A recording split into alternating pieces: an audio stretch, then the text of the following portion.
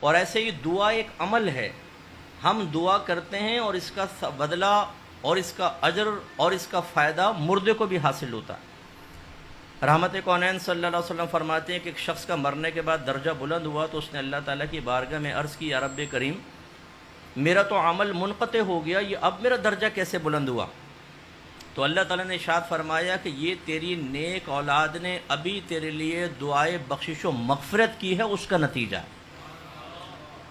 اس لیے ہم اہل سنت کا یہ عقیدہ ہے کہ اگر ہم کوئی عمل کرتے ہیں اور یہ ذہن میں رکھیں، چاہے وہ فرض ہو، واجب ہو، سنت ہو، نفل ہو، مستحب ہو، اس سب کا ثواب ایصال کیا جا سکتا ہے۔ فتاوی عالمگیری میں علامہ ابن عابدین شامی صاحب رحمۃ اللہ علیہ، اس فتاوی شامی کو رد المحتار بھی کہتے ہیں۔ یہ فقہ حنفی کی ایک مشہور کتاب در مختار کی شرح ہے۔ اس میں آپ نے خود یہ لکھا مسئلہ کہ فرض ہو، واجب ہو، سنت و نفل ہو، سب کا ثواب آپ بخش سکتے ہیں۔ اس کا مطلب ہے کہ یہ جو کہ ہم بعض لوگوں میں غلط فہمی ہوتی ہے کہ قرآن خوانی کراؤ اس کا ثواب بخشو، یا آیت کریمہ کرواؤ پھر کرو، تو اس کا بھی پہنچے گا اور آپ اہتمام کرنا چاہیں تو حرج نہیں۔ لیکن اگر آپ فرض نماز پڑھ رہے ہیں، پڑھنے کے بعد اس کا ثواب ایصال کر دیں۔ آپ کوئی نفلی کام کرتے ہیں، آپ کو صدقہ کرتے ہیں، سب کا ثواب۔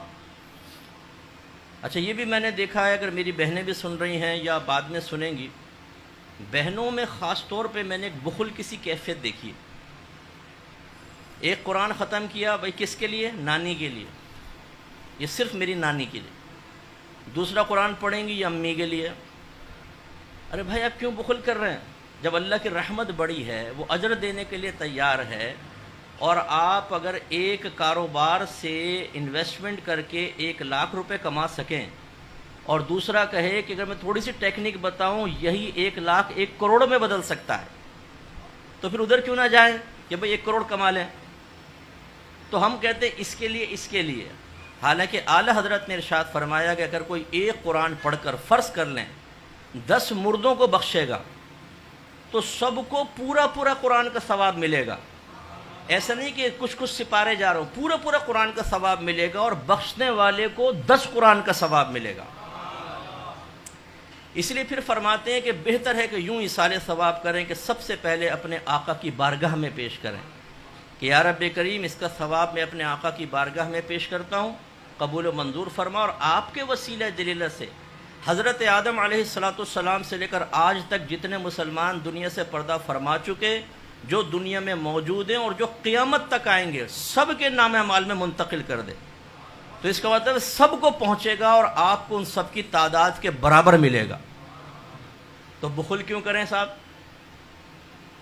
ہم یہ سوچتے ہیں کہ نہیں، اگر دادا کو بھی کر دیا، دادی کو کے ساتھ ساتھ دادی کہیں گی یہ تم نے کیا کیا؟ ساری زندگی دادا کو برداشت کرتی رہی، تم نے مرنے کے بعد بھی میرے ساتھ کر دی پارٹنرشپ۔ ارے بھائی کریں، کوئی فرق نہیں پڑتا۔ یہ بخل کی کیفیت سے ہمیں باہر نکلنا چاہیے۔ ہمیشہ وسعت رکھیں، اللہ تعالیٰ بڑا رحیم و کریم ہے۔ ہر ایک کی قبر میں نور اترتا ہے۔ جب آپ ایصال ثواب کرتے ہیں اجتماعی طور پر تو قبور میں نور اترتا ہے۔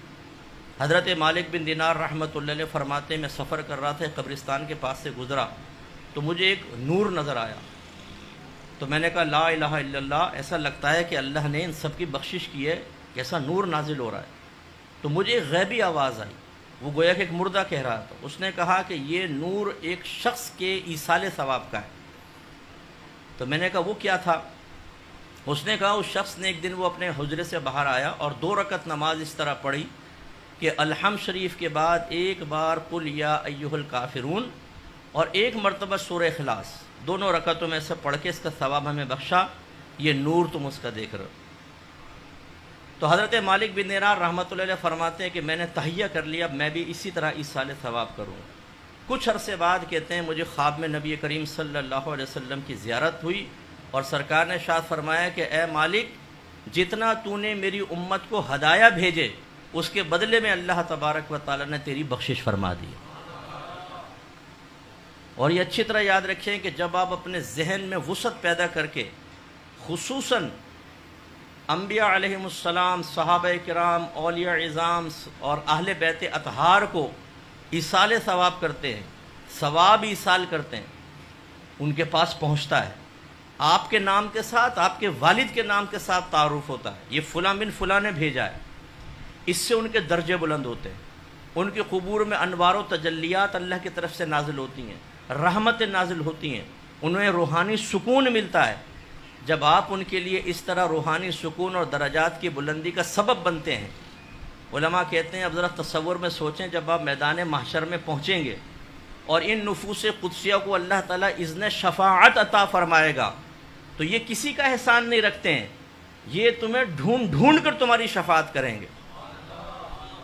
تو اس لیے بالکل جیسا بھی یہ محفل ایک پرٹیکولر والد صاحب کے لیے رکھی گئی، تو یہ ہو سکتا ہے کہ آپ اجتماعی اصالہ ثواب کریں اور آخر میں خاص طور پہ ان کے لیے، اس میں کوئی حرج نہیں ہے، یہ ہو سکتا ہے۔